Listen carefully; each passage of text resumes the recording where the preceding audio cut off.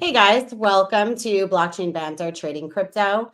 I'm Jen. I'm here with Keith Allen, TA and algo trader, order book analyst, and co-founder of Material Indicators, along with Dr. Mark Richardson, project lead at Bancor. Always great to see you guys. Happy Tuesday. And thank you to everybody who is joining. Always wonderful to have you also. Kind of just want to ask you guys point blank. I mean, there was a lot of news last week, right? And I think over the weekend as well. We saw the market reacting. What was it specifically that really got your attention that you think the market was reacting to most heavily? Like, what Well, do you think the it's impact it's was? mind-boggling that you say happy Tuesday, by the way, as well. It feels like It it's is, been a right? hell of a week, and it's only Tuesday. I'm like, it is Tuesday, right? Right. Exactly. Yes, this call is my reminder of what day it is. It's my level set. Um, uh, uh, you know, Friday afternoon, I don't know if it was after TradFi market closed, or if not, it was very close to that time. Um, we got the announcement that tariffs were going to be imposed on Canada, 25% on Canada, 25% on Mexico, and 10% on China. And the market reacted to that, obviously. And I had posted Friday, afternoon or evening, hey, market is not going to like this news. Killer whales are going to be out on the weekend, creating volatility. If you're a trader, there's going to be opportunities. If you're an investor, maybe, I'm going to go fishing, and keep in mind the trend is Yeah. still intact, which is exactly what I did.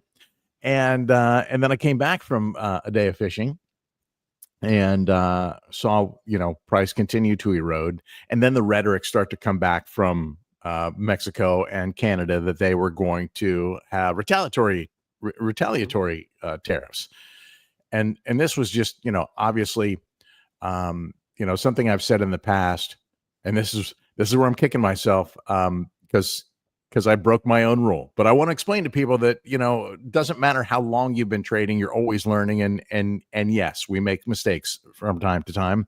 We try Yeah. to mitigate those mistakes, and we try to learn from those mistakes. And I've learned from this one a couple of times already, so I should have it down good at least now for the next 6 months. But I was watching things erode, and I say, don't, once you set your trades and your take profits and your stop loss, don't touch them. Resist the urge to touch them unless something fundamental changes. And I felt that this was had the potential to be a fundamental shift in the market, because if we were entering a trade war, I wasn't confident that our prior support levels were going to hold. Obviously, 100 didn't hold.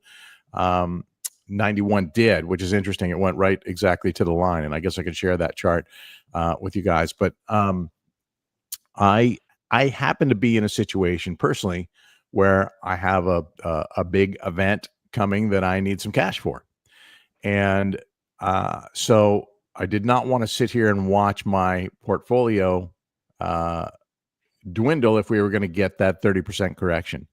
And so I de-risked a little bit of my higher entries. Pretty much everything above 98 I sold.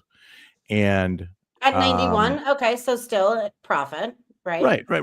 Well, no, it wasn't profit. It was at that point. Oh, you were It 98. Okay. was I'm thinking opposite. Yeah. Okay. Never mind. right. So Sorry I about that. sold it as it was dropping, and I sold it in like the mid 94s. And things went all the way down to 91. Now, I believe it or not, I do have a life and a family, so I wasn't watching the charts on Sunday night that closely. I just, I cut my losses and, went to enjoy the rest of my evening with my family.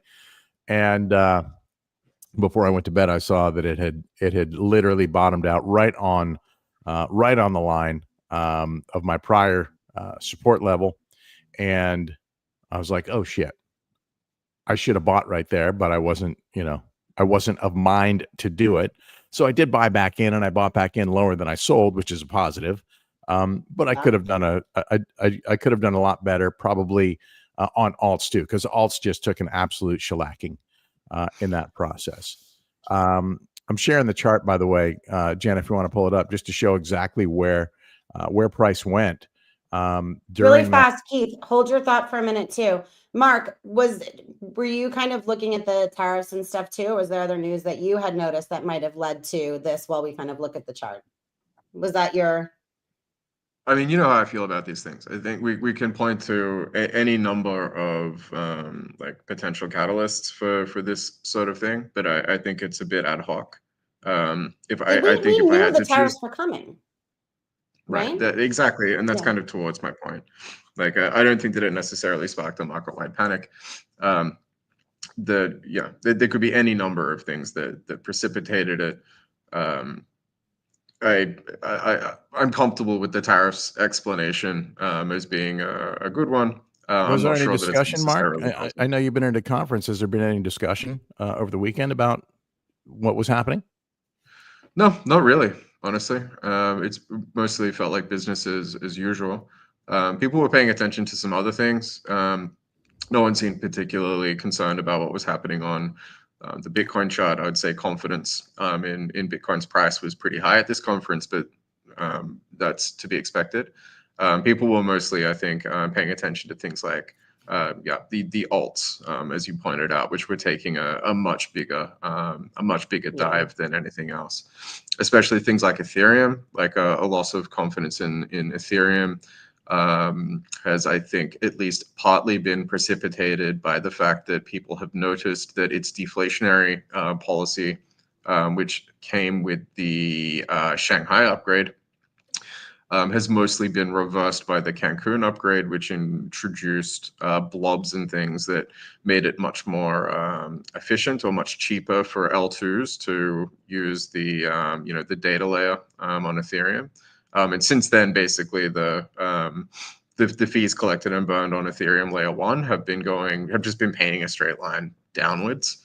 And so since Shanghai, since the fork, Ethereum has been a deflationary blockchain, but pretty much all of that deflation is gone, and we're basically back to break even now, thanks to the the loss of taxation on layer 2s combined with the loss of user traction and adoption, overall blockchain usage on Ethereum layer 1, which has mostly been sort of outsourced to the layer 2s, which are borrowing from Ethereum's security.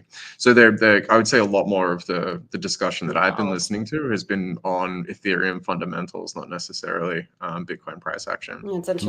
Look at that wick on ETH on Monday. Oh yeah, it was phenomenal and fast.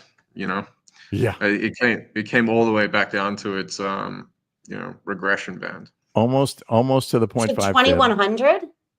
Yeah, it went to yep, 2100. Wow, that was $1,000 candle. that couldn't have lasted long, right? Probably not. I mean, I wasn't watching it for that. What are you on right now? No, that was I mean, that was, let's see, there was a 12% candle and this one closed it even pretty much, but there was a lot of range in that candle. Let's see. Nonetheless, right, the recovery. So that was, that second one was another 18%, another 18% down. So we did have a lot of discussion in our Telegram communities about the tariff situation, and well, whether you subscribe to whether or not that was the catalyst, the fact that we started to see recovery when there was talk of negotiation calls with Canada and Mexico yesterday, and then as each of those respective presidents came out and made their statement that they struck a deal with Trump, we did see it recovering. We saw price recover, and so kicking myself a little bit that I hit the panic button when I did. I really shouldn't have. Cost myself a little bit of money, but all in all, I did it in the sake of mitigating risk on capital that I needed. And so I would say this, yeah, it was a bad decision, but when we often say, don't risk more than you can afford to lose. I couldn't afford to lose that money at that point, so I de-risked it. So I stand by my risk management principles. In that regard, I made the right decision. Yeah. Wow, you see how I just justified that? That was fantastic. You feel good though? Does it feel good? Does it feel good? Well, it feels good knowing that it feels good knowing that I have that cash set aside, and I'm ready to make that purchase this week as soon as contracts are in place. So nice. There's that. That's awesome. Okay, so this is overall a good thing for you personally, but it was still one of those lessons, right? Yes. That you can. Yeah, I mean, had I not pulled the trigger, I would have had more money than I have. Right. Than I have But right if it now. was the tariffs also, Keith, if it was the tariffs and things didn't turn around, if that was the catalyst, if we didn't start to see this 30-day delay on the tariffs and things of that sort, and these announcements start coming out, we really don't know what could have happened. Right. We were also at that point potentially looking at a serious economic impact to everyday goods, from groceries to gas. So yeah. An interesting thing on that note is that I saw a poll, a survey of like regular Americans about the dependence of America's economy on foreign oil, and how it makes them feel about the tariffs and things that are going out to Canada and Mexico, and it was very, very apparent that most people, or most American civilians, are dramatically underestimating how much oil comes in from Canada and Mexico. In the polling, it really did look like they thought that Saudi Arabia was the predominant exporter of oil into the United States, whereas in fact it's like 66% Canadian and like 14%. Or sorry, maybe 6.6% or something Mexican, but like the two biggest importers, like the two biggest exporters of foreign oil into the United States are Mexico and Canada. U.S. is not dependent on Middle Eastern oil, and yeah, not at all. And quite frankly, I think part of the plan is to reduce our dependence on Canada as well. I think Canada services some of the northern and midwestern states, but it's my understanding that the U.S. has enough supply to be self-sustaining. So we'll see if they tap into that supply. That's one of the things that he campaigned on as well. So that remains to be seen. Nonetheless, the trade war, set the fuel aside, talking about what it would mean on car parts, on lumber. We get a lot of lumber from Canada, right? That's building materials. So, my wife is in the architectural hardware business, right? So her biggest customers are door manufacturers. Those materials come from, a lot of that lumber comes from Canada, and their manufacturing of their hardware comes from China. So this is this could potentially be a big pinch on just her specific industry, but really across the board on everything we use, especially when it comes to things like home building. It's interesting that you say everything we use when we're talking about like China, Canada, and Mexico. Well, car parts, produce. We get a lot of produce from Mexico. I mean, I live in Florida. We grow a lot of produce in Florida, but we get a lot from Mexico. I used to live in Mexico. We got all the terrible produce because all of it was shipped out. Right. I need my produce was the worst in Mexico. I need my avocados from Mexico every day. Yeah. Yeah. So let's you were going to pull up the Bitcoin chart earlier. Sure. And those tariffs, by the way, if you guys saw the announcements, those are on hold for 30 days. So we could possibly be revisiting this, Right. I think sort of same conversation in 30 days, depending on how the next month goes. It's right? clear that these are now negotiating strategies for Trump. He won't hesitate to use them. I don't think he's bluffing. He won't hesitate to use them. But in essence, he got I think 15,000 Mexican troops to the border to the south, and 10,000 Canadian troops to the border to the north to basically form fentanyl task force.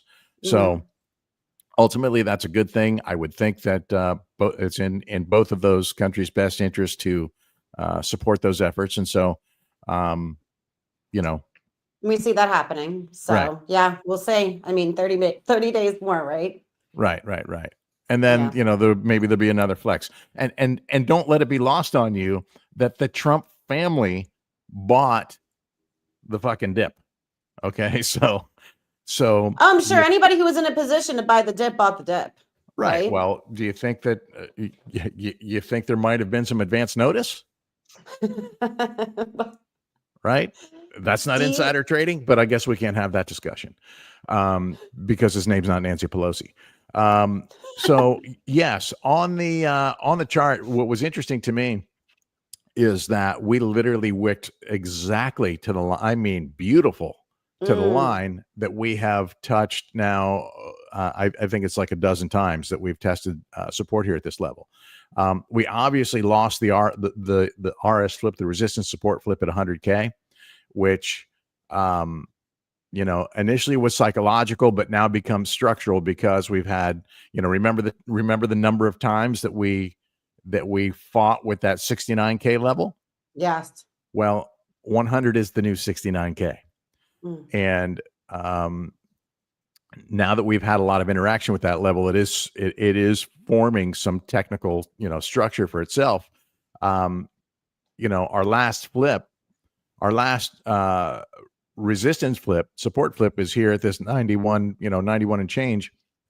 But before that, it's really that 2021 top that we flipped here, right? We consolidated here for a really long time, and little bit of consolidation in this zone, but now all the consolidation is above that 91.5 level.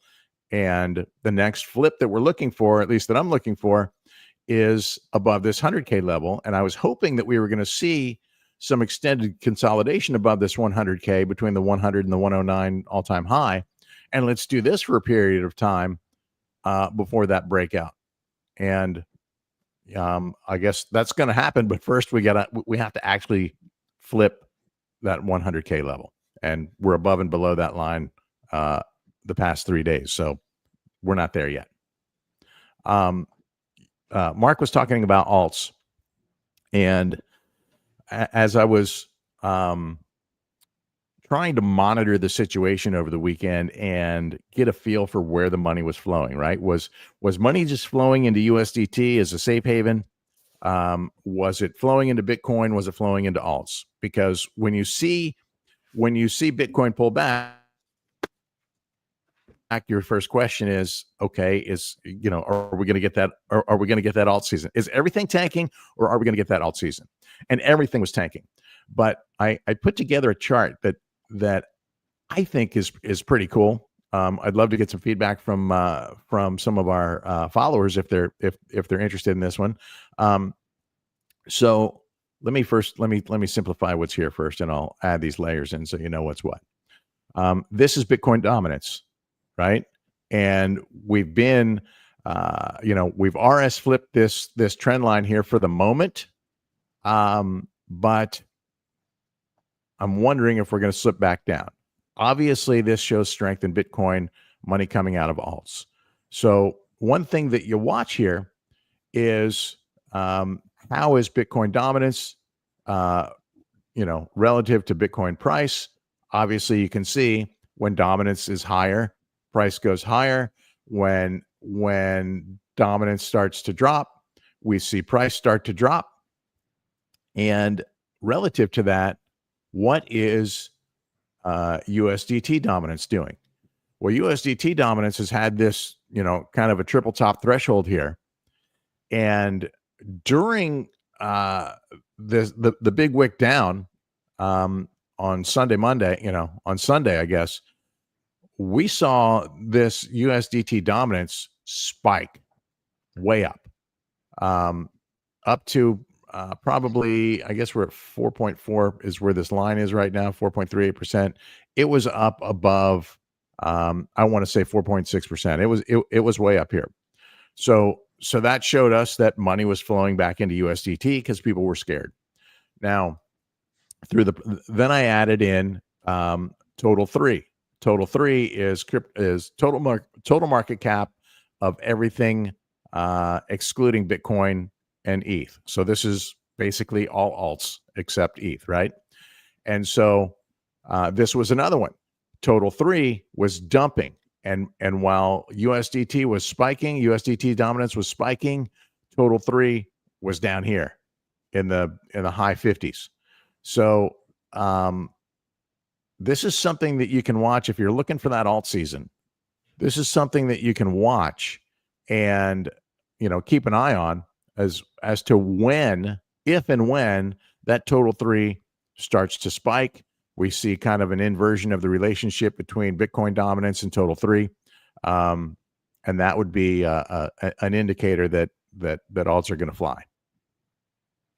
I've got a question for you guys about the alt season. I've been seeing more and more talk of there isn't going to be an alt season. There might not. There are just too many right now. It's flooded, all of the new tokens that are out there. It's not going to be an alt season. It's going to be a select few that are based on fundamentals. Who are the founders? What is the project doing? This is my hope and dream. Criteria is what they're looking for, right? And these are going to be the alts that we're going to see performing, not an actual alt season. I'm curious what your guys' thoughts on that are, especially because, we're talking about ETH earlier, Mark, and, seeing the confidence level in ETH at the moment. I'm not seeing a lot of confidence in the alts either. I'm seeing a lot of hopium, right? But not a lot of confidence. And then take it one step farther, like confident enough to even think that there is still going to be an alt season. A lot of people are saying that this is just going to be different. This isn't going to be like the previous bull runs. And again, take what you see and what you hear and what others, are saying and putting out there with a grain of salt, right? We don't know, which is why when I find something interesting, I always like to get your opinions. What do you guys think of that? Well, I think, remember within the Bitcoin maxi circles, a lot of them to this day still have like a real chip on their shoulder, because they see Ethereum or the emergence of Ethereum and all of the money that went into buying the ETH token as being money that would have otherwise gone into buying Bitcoins.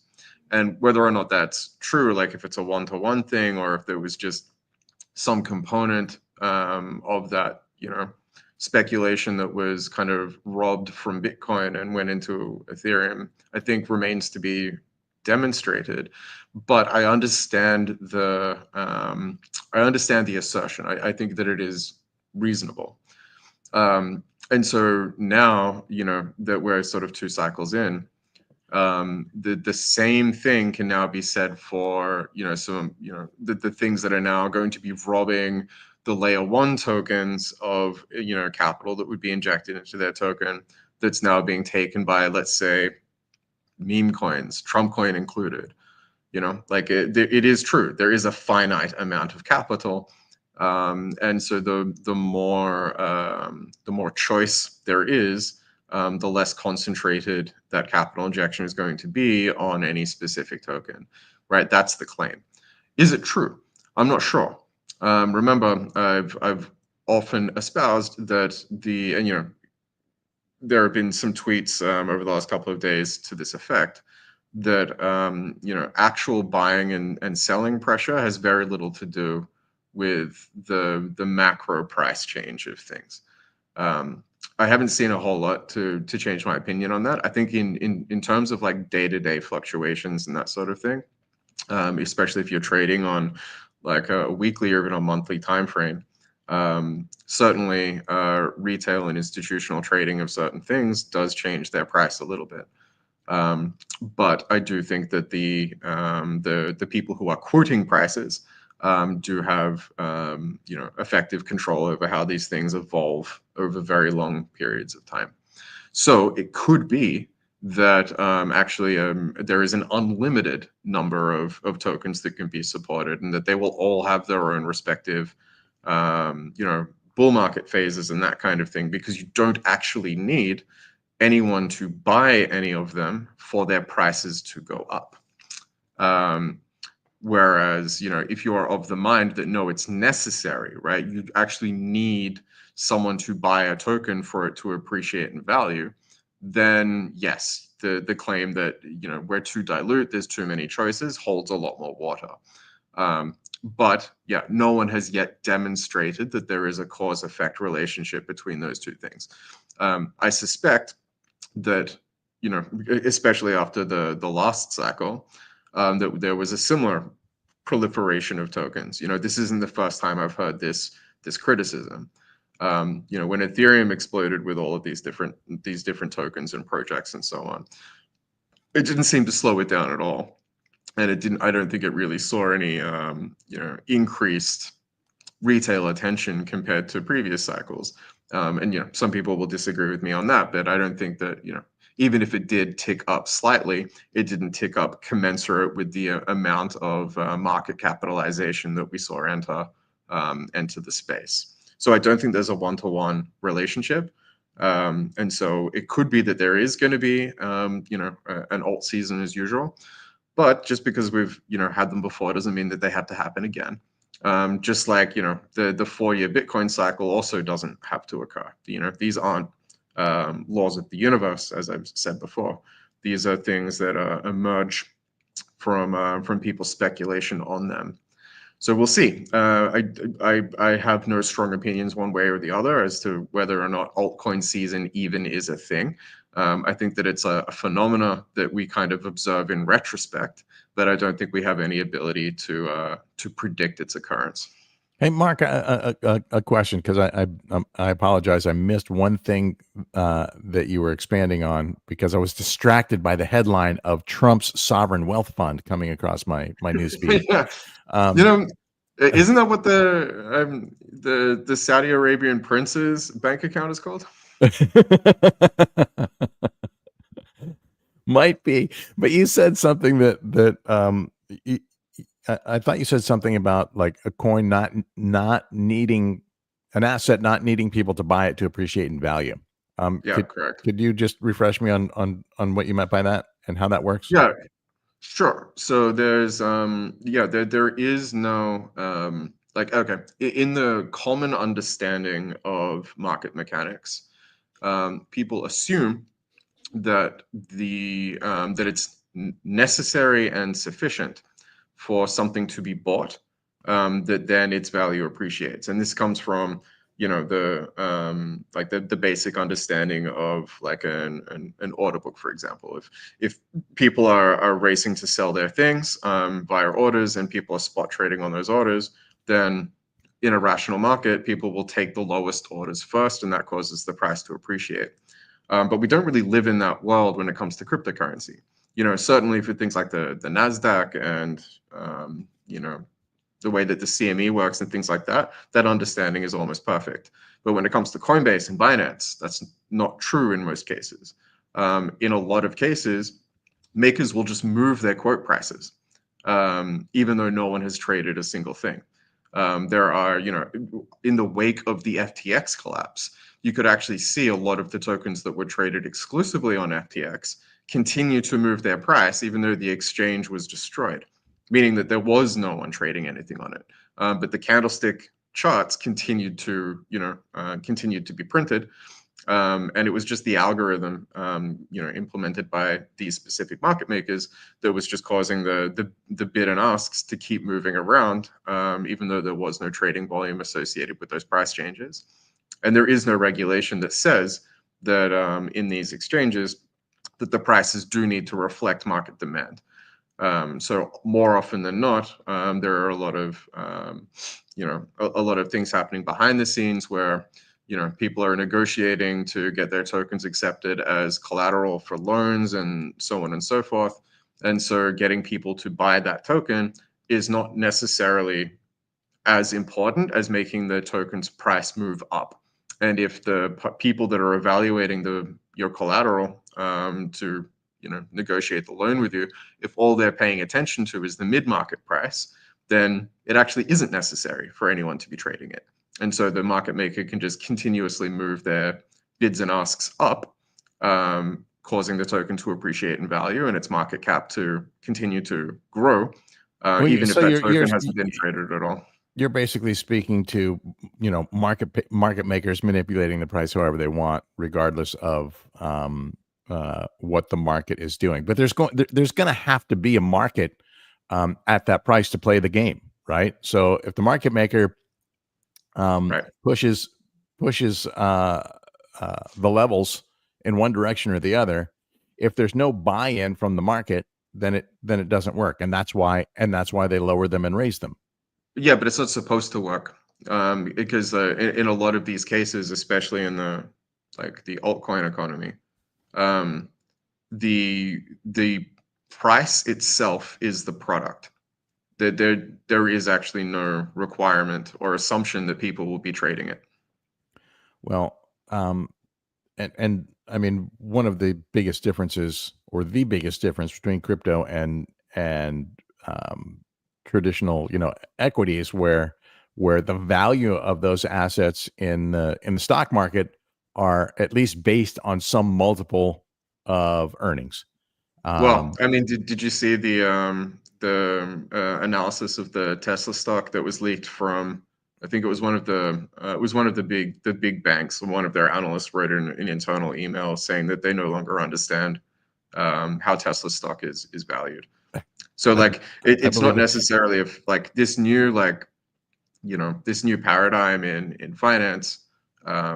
It's certainly much more cavalier in cryptocurrency, but I don't think it's exclusive to cryptocurrency. Well, I think I'm beginning to feel these kinds of 2008 vibes in the traditional stock markets as well. Well, I think Tesla has they've got a kingmaker at the helm, and that kingmaker is reaping the benefits of being the kingmaker, and so maybe that, dare I, pardon the pun, maybe that trumps all valuations, and he's just getting he's got the golden ticket right now. But back to the original question or conversation about fundamentals. This is something that I have been anticipating, waiting anxiously for since I first got in crypto. And, the fact that memes are the hottest, most profitable coins is evidence of how young this market is and immature this market is.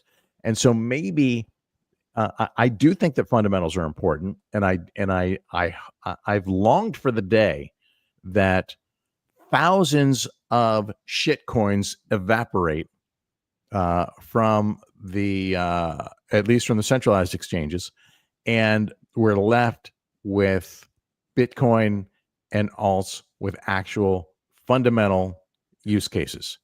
And it's a long time coming, and you can't help but wonder if the introduction of more institutional money into this market is really demanding that, right? They want to see some function, some utility, and so that could be part of it, and that could mean, like you said, maybe we don't get the alt season. It could also mean maybe we don't get the deep 40-50% corrections like we're used to seeing historically in Bitcoin.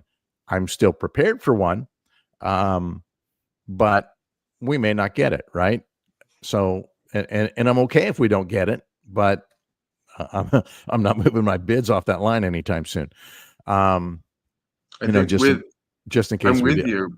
Yeah, I'm with you. By the way, when Like I do think that there is a lot of like fat that can be trimmed off of the cryptocurrency markets. But at the same time, I'm not necessarily convinced that the meme tokens are without fundamental value. Certainly, a lot of them are, but they, in a way, they kind of emulate Bitcoin. Like Bitcoin is, I've had arguments about the fundamental value of Bitcoin previously, but it's still like it stands on its brand and recognition and Lindy effect to some extent. It stands on its brand and recognition, and it's true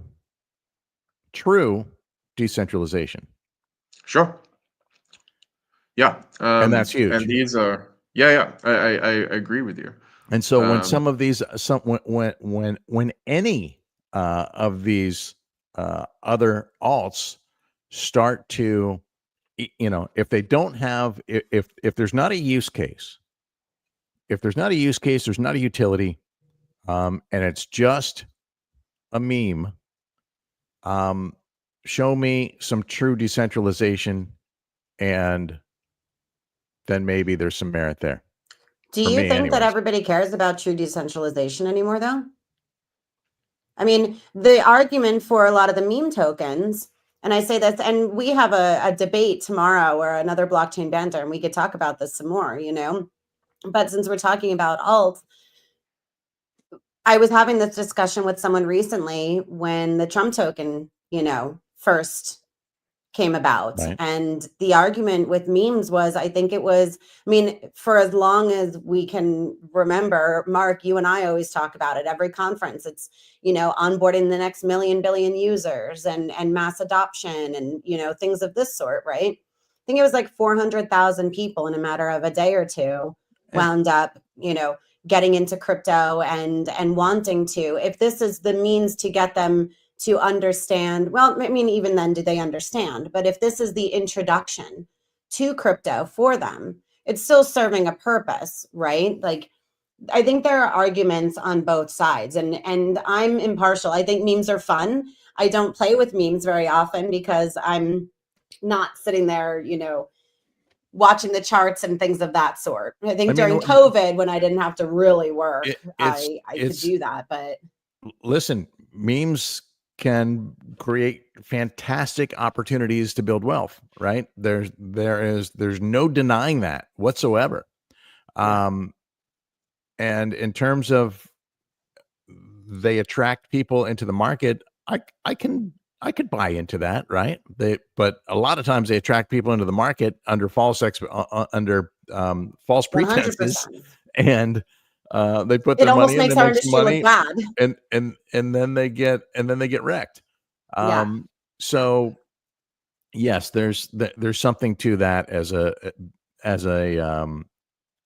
a mechanism for attracting more traders into the market. I can see that, but at the end of the day, I would still rather see us dealing with a basket of or a trading a market full of coins that are associated with real use cases, with real utility that actually serve a purpose, than the next dog token. Yeah, I think for a lot of those who are, the Trump memes, it's disgusting. It infuriates me. I think there's a lot of Ponzi. It smells, if it looks like it's a Ponzi and it smells like a Ponzi. But how can you bet against this guy right now? How can you bet against anything he is doing in the financial markets? Because he's not setting himself up for failure. Yeah.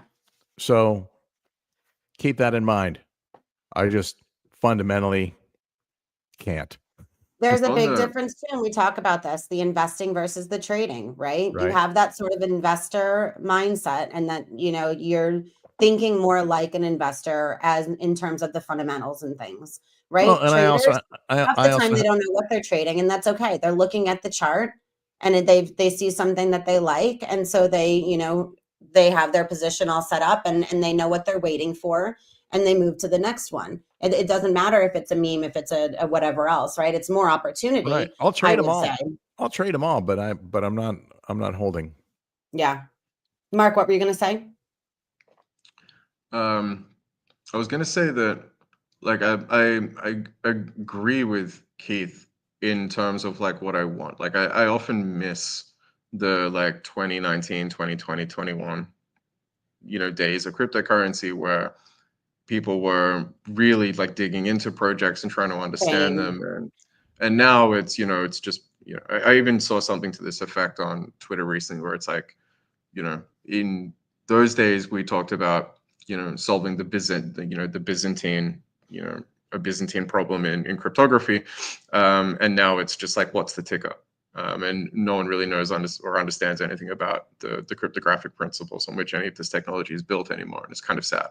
As we But continue to progress in those areas too, it's more and more difficult to, you know, to inform new users or for them to even catch up on this, right? 2020, I think, was when I first got into the space. And even then, learning everything, it was difficult. You had resources and things, but 5 years later, if it's what's the ticker, and then you really get into this industry and realize that there is all of this actual technology underlying it, and you want to understand that, I think it's even more difficult because there's less discussion on that, like you said, yeah, or whoever it was that had posted this said. and I think it was a niche community back then, and I don't think people are really understanding what mass adoption means. The think about the way that things are changing, whether we want them to or not, or agree with them. For example, I would say that on average, the quality of like content production when it comes to cinematic releases has been going down quite steeply. And we're moving much more towards this kind of quantity over quality and direct to streaming service kind of economy that definitely services the the ADHD mentality leaning of the Gen Zers who are now of significant earning ages. I think that and this has been going for a long time. I refer to Bancor's own founder when he's who also founded a company called Meta Cafe, which is one of the early competitors to YouTube, where Meta Cafe's philosophy was to focus on like very high quality content, like very popular video content with very good, very good production and that sort of thing. Only to find out that 99% of YouTube's retention is by these like weird niche, like homebrew sort of content that only gets a handful of views. And YouTube won that race. And I think we're seeing that more and more, like even within YouTube itself now. There was a time where like the really big YouTube channels like, SciShow and Vsauce and, people that were creating very, very, who would think a lot about what they wanted to create and would make a really fantastic, contribution to YouTube, is now being flooded out by AI generated 6-second videos. Right. Like that is what is winning. Right? If you're betting on quality and fundamentals, you would have lost the last 20 years. Wait till we hear, because this is probably even easier to do than a film. Wait till we hear of an AI generated song or album winning a Grammy. Right. Yeah. Right? Exactly. Well, the Beatles actually just did. Right. The Beatles did. They did an AI generated album and won a Grammy for it. Won a Grammy. But it's interesting. Like it's interesting to apply that thinking. Imagine an unknown, an artist that the world doesn't know yet, that somebody creates, via AI, and all you got to do is write the lyrics and prompt the AI for the music that you want and the tone that you want and the sound that you want. And there'll be an AI to do that as well, giving the AI that actually does the production. It's already happening. the inputs. So But let's it's talk about interesting. AI really fast. Well, Oh, I sorry, go just ahead. let me finish that thought, because it's interesting to really put yourself in that mindset and then apply it to literally everything, including financial markets. Right. Right? It could be that the age of fundamental value has already left, right? And we're in the death throes of it now, and it's a brand new, a brand new worldview of the younger generations that we're kind of being drawn sort of into that vortex, And but they are kind of in control. it's certainly already starting with trading, you know. Absolutely. So going to be interesting to see if and when all trading is AI controlled and dominated, and human And decision meaningless. making is out of the market, right? Does that dampen volatility or create volatility? Yeah. But yeah, I think that it might be a waste of time to look for meaning in it. And I think that that's when the fundamentals analysis becomes increasingly flawed with time. I think that traditional fundamentals analysis did, it did work once. It could be that civilization now no longer abides by the common sense principles that make fundamentals analysis successful. Yeah, but And like I just have a hard time thinking that the world is going to continue to speculate on 20,000 shit coins, and whichever one has a group behind it with the least amount of liquidity that can pump and dump the fastest is going to survive over the ones that are actually doing something to improve any function in the world. Well, like the 6-second videos, it could be that these shitcoins aren't expected to live longer than a few days. And it will be the people that are constantly rotating to the next thing. And that was what's required to maintain your wealth. And that holding anything for any amount of time on the long term is a bad idea. Like, we just don't know how things are going Charlie to Munger pan out. is rolling over in his grave. I hope that that Warren Buffett doesn't hear this and have a heart attack and die.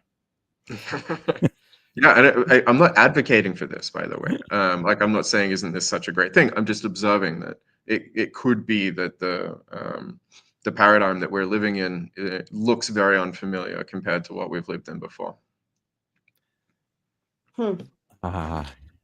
Scientist. He researched that. He's writing a paper on it soon. So everybody Right. look for that publication. Somewhere there's a dry erase board with crazy equations on it behind Mark. Or maybe he's in a hotel, so maybe he'll be like my partner Fred, who just he does it on the windows. Fun. So whatever it happens to be, I didn't mean to, take us down this path here, but you it never was know. You never know what interesting. rabbit hole we're climbing down. No, you in don't. This, in this You show, don't. right? I saw that the money from Bitcoin wasn't going into the alts, and so it just made me think of like this recent, or I should say these recent thoughts that some were sharing. Good. We have time still. Let's look at it. Yeah, let's take a peek. I had posted something earlier today that just said, like the weekend was a little crazy, and there were lots of opportunities there for some people, and some people were really stressed out about it. And if you are stressed out about it, the best thing I can tell you to do is zoom out and get a sense of what's there, and know that the trend is still intact. The bull run is still intact. Yes, we could have some more dips, and a lot of people view those dips as opportunities, but we've got looks like decent bid support, a nice ladder of support up to 93K. I would be looking for higher lows, right? So we know we just dipped back down to 91.5. So we're looking for higher lows at this point. And in terms of what's happening with the order flow here, you'll notice that yellow, which is the smallest order class, is making some profound movements here. And you see this smooth vertical line right here. Yeah, that's not retail. That's a well-controlled VWAP bot, just pouring money in small orders, a lot of them in a very short amount of time, to just kind of buy the range. And so We do still have some liquidity kind of suppressing us here into this 100K range. Maybe they're trying to push it down and get those opportunities. You know, I actually didn't look to see what the ETFs did yesterday, whether they bought or whether they sold. And let's see, it looks like it was net selling, but BlackRock held steady. They wrote it out. They made the right decision. Fidelity dumped. Are you able to zoom in on that a little bit for us or no? Yeah, let's see. There it is. So now it's in your face. Yeah, right there. Right there. BlackRock, zero. Fidelity was here at sold 177 million. And on the ETH side, how does that 177 million compare to previous sells? It looked ETH actually had a day of buying, right? That huge dip, they bought it, which is interesting. How does 176 million stack up in terms of or 234 was the total volume day? That's not a huge day. I mean, we've had plenty of days with that kind of volume here historically. Let's see, we can see the whole chart here. Yeah, not especially noteworthy on the volume. Just to me, what's noteworthy is they didn't all dump, but there wasn't any. There was very little buying. So what was the buying on the? Now that I've expanded the chart, I got to scroll all the way up. Probably on the grayscale. Yeah. So was it the grace? Was it the regular one or was it the mini? Let's see. Yeah, it was actually the most expensive product in the game. Interestingly, and not very much, right? 8 million was the only buyer yesterday on Bitcoin ETFs.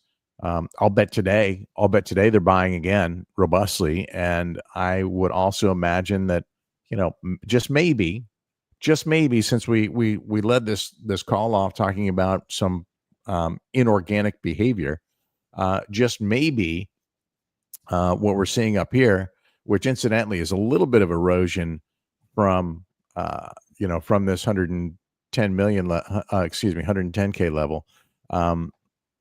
Some of this liquidity has trickled down into the into the active trading range, and so this is getting a little bit thinner up here. Still a nice ladder here of resistance, but as this erodes, it's going to get easier to ultimately penetrate. I just would like to see an extended period of consolidation above 100. In this range, I think that's healthy. You have to remember at some point in time there are pullbacks, right? Even in a bull market, there's pullbacks, and in a bear market, there's a pullback, right? Obviously. And so where is price going to land? Price is going to land where there is some structural support. And as you can see, this is our strongest structural support. We've touched it 1, 2, 3, 4, 5, 6, 7, 8, 9, 10, 11 times. And so you want to see that built. You want to see, that kind of foundation built at every level. And we've not had anything really hold here above 100K for very long. Looked like we were getting it a little bit.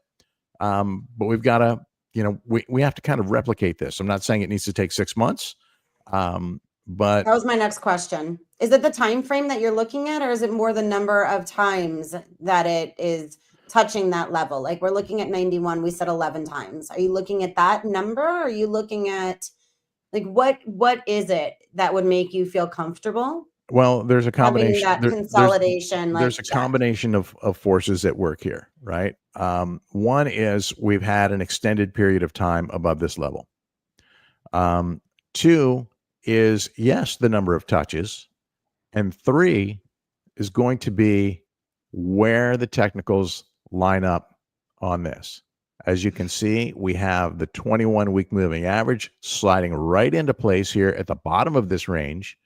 And over the next, few weeks, if price continues to appreciate, we'll see it hopefully come up and let that be the new near range support. And you'll also notice that the 50-week moving average is really perfectly aligned with the trend line. And so I want to see this, right? It's starting to fall below it a little bit. I want to see it drag up as well. So it's kind of all of these elements working together that I'm looking at. It's not any one thing. It's the Right. sum of all parts. Yeah. I know we're at the top of the hour, Mark. I want to invite you to add any of your thoughts as well. And I also want to, Keith, you brought it back to the beginning of the call when we were talking about, what is your PC way of saying it?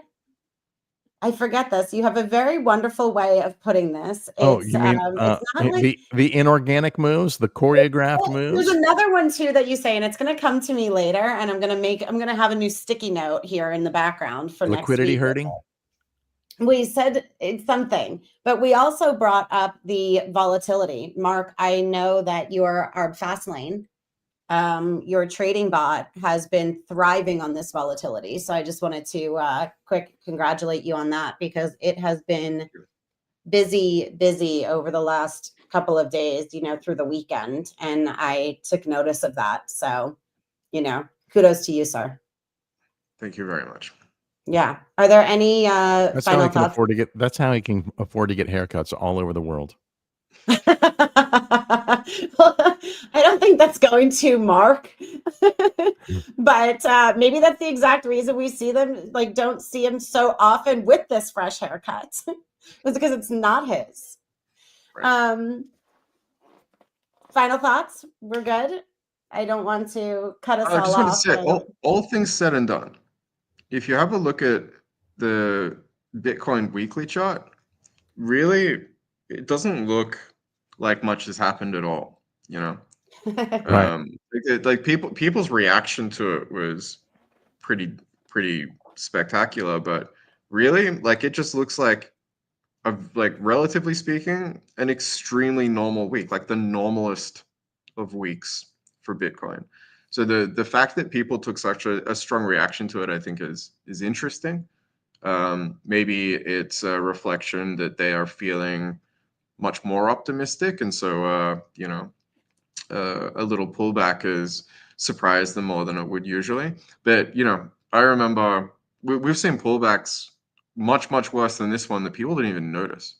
And I think that's an interesting observation. I'm not sure what I think it might just sound more extreme too. We went from this and now we're all the way back down to 91. Yeah, And, it seems so much more extreme. It's like and a especially 10% from 44 to 40, like nobody's really noticing, especially that it happened over the weekend, right? Like I should have known, right? Like, why did I even bother? Well, I explained why I bothered, because I was in a situation where I needed that, but I needed to get to that capital. But in hindsight, like Mark said, look, and that's when my aha moment came, when I looked at the chart before I went to bed and saw that wick go straight to that support line. I was like, motherfucker, he got me.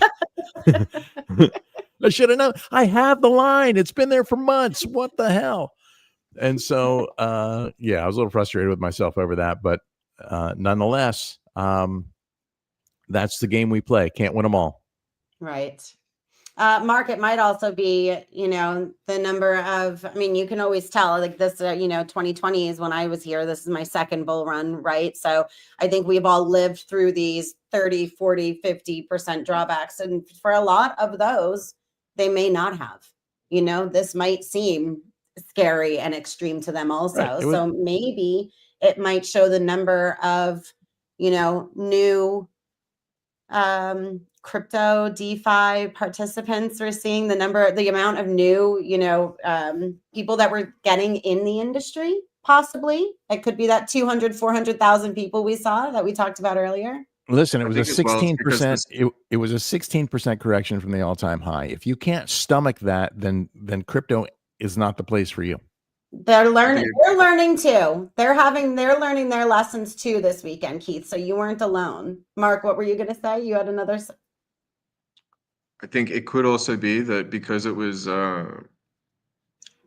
coincident with a drawback in like many of the U.S. tech stocks, may have just primed people a little bit, or at least the overall sentiment was a little bit Everybody's been more waiting for the far-reaching than correction, right? I everyone. mean, Yeah, yeah. us included, right? We've been champion of that Everybody's waiting for that for the single God for the entire candle year. straight up to the heavens, Keith. Nobody's waiting for the correction. There are some that know that maybe there's this correction coming, right? But I think everybody's waiting for that God candle straight up.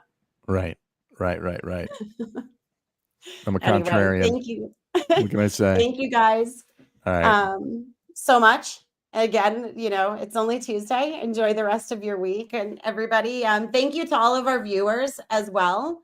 Always wonderful to hear from you guys. So anything, you want to give us feedback on, I know Keith was asking for feedback. He wants to hear your thoughts on his new chart that he put together, any of the discussion we had. So I forgot about you. that. I got no love on the Three Corners chart. B, That's okay. you're welcome. Thank you for joining us. What's that? I said I forgot about that. I got no love on the chart, but that's okay. Maybe it's not for everyone, but I like it. No, I think you're gonna get some love on this. I think it's stage fright. Nice chart. Look at this. Wait a minute. Hold on a second. Somebody wanted to show you love, Keith. Thank you, Three Corners. Thank you. All right. Well, thank you guys again. Enjoy your week. We'll see you all next Tuesday. Thank you, everyone. Have a great week, everybody. Trade smart. See ya.